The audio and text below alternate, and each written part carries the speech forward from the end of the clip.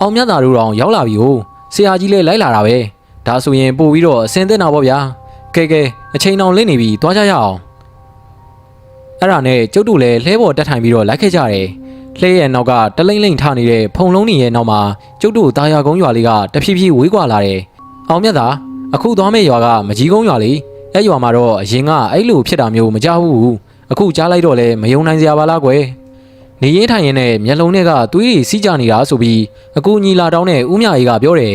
ကျန်တာကတော့ဘာမှမဖြစ်ဘူးတဲ့နေမကောင်းတာဖျားတာနာတာမရှိဘူးတဲ့အဲ့ဒီတခုပဲရှိတာဟုတ်တယ်နော်ဘိုးခင်အရန်ထူးဆန်းတယ်ကျွန်တော်လည်းတခါမှမကြားဘူးဒါနဲ့ဆရာရောအဲ့ဒီလိုတွေဖြစ်တာကြုံဘူးလား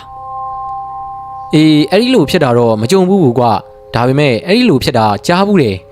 မျက်လုံးထဲကနေသွေးမျက်ရည်ကြောင်ပြူစားနိုင်တယ်ဆိုတာတော်ယုံတန်ယုံပညာတော့မဟုတ်ဘူးအောင်မြတ်သားကြီးပွဲကတော့ကြည့်ကောင်းမဲ့ပုံပဲကွာ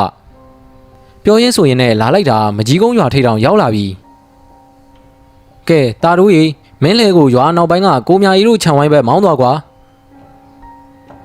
အဘိုးခင်ခဏလေးလဲကိုရင်ဆုံးဖုန်ကြီးเจ้าကိုမောင်းသွားပြီပါလားကျုပ်ဆရာတော်စီကနေယူစရာပစ္စည်းလေးရှိလို့ပါဟုတ်လားဆရာတော်နဲ့မင်းကသိလို့လားသိတော့မသိပါဘူးဒါပေမဲ့အရေးကြီးတဲ့ပစ္စည်းတစ်ခုစွန့်ခိုင်းစရာရှိလို့ပါအောင်မြတ်တာနဲ့ဘိုးခင်ကတော့ဘာများအကူအညီတောင်းမလဲဆိုပြီးစိတ်ဝင်စားဖြစ်နေတော့တာပေါ့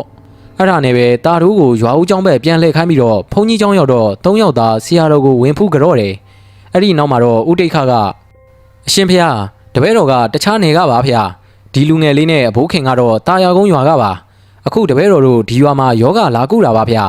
အဲ့ဒီလိုကုတဲ့အခါမှာဆရာတော်ရဲ့သင်္ကန်းစာလေးကမရှိမဖြစ်လိုအပ်လို့ပါဖေဟာသင်္ကန်းကအစ်စ်မဟုတ်ရပါဘူးဖြစ်နိုင်ရင်အရှင်ဖေဟာ6တောက်တုတ်တဲ့သင်္ကန်းစုပ်ဆိုရင်ပိုကောင်းပါတယ်ဖေဟာအေးလောကီကိစ္စတွေကတဲလဲရှုပ်ထွေးတာ哦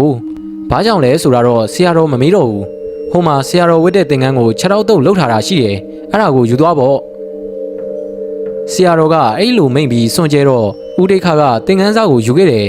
အဘိုးခင်နဲ့အောင်မြတ်တာကတော့ဘာလို့ယူခဲ့မှမသိပဲတယောက်မျက်နှာကိုတယောက်ကြည့်လိုက်မိတယ်အဲ့ဒီလိုနဲ့လူနာရင်ကိုရောက်တော့လူနာကအခန်းသားထိုင်နေတာကိုတွေးလိုက်ရတယ်ဒါပေမဲ့မျက်လုံးတစ်ဝိုက်မှာတော့သွေးစားတွေကပေကျန်းနေတယ်ဘေးမှာလည်းသွေးတွေပေနေတဲ့အဝတ်တွေရှိတယ်တေချာနေပြီဒါပြူစားခံရတာလေအောင်မြတ်တာမင်းလှုပ်ရှားရှိတာလှုပ်တော့ကွာဆရာကြီးကခွင့်ပြုလိုက်တော့ကျုပ်လဲလူနာကိုအရှိမထားပြီးဖះရှင်ကိုအမျှဝေမေတ္တာပို့တယ်အထက်ဆရာကြီးတွေနဲ့နတ်တီအားလုံးကိုတိုင်တယ်ပြီးတော့ယောဂကုသတာကိုစတင်လိုက်တယ်